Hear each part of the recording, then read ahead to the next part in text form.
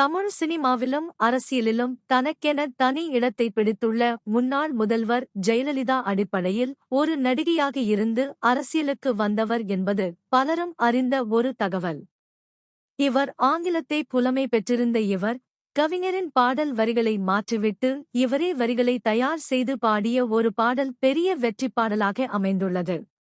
கடந்த 1973ஆம் ஆண்டு முக்தா சீனிவாசன் இயக்கத்தில் வெளியான படம் சூரியகாந்தி. முத்துராமன், ஜெயலலிதா, சோ.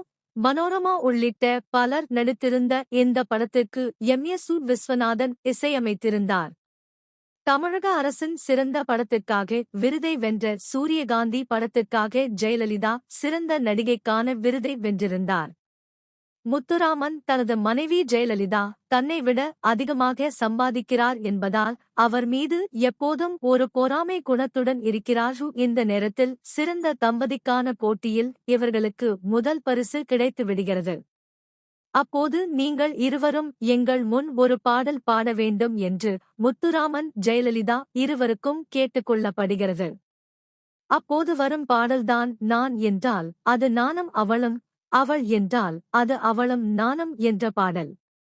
எஸ்.பி. பாலசுப்ரமணியன் ஜெயலலிதா இணைந்து பாடிய இந்த பாடலை கவிஞர் வாலி எழுதியிருந்தார். இந்த பாடலை மொத்த பெண்ணடிமை தரத்தின் அடையாளமாக எழுதியிருப்பார் வாலியு. அதே பாடலை மேலோட்டமாக பார்த்தால் அப்படி இருக்காது. நான் சொன்னால் அது அவளின் வேதம், அவள் சொன்னால் அது என் எண்ணம் என்ற வரியே இதற்கு உதாரணம். இந்த பாடலில் கவிஞர் வாலி எழுதிய வரிகளை ஜெயலலிதா திருத்தவில்லை.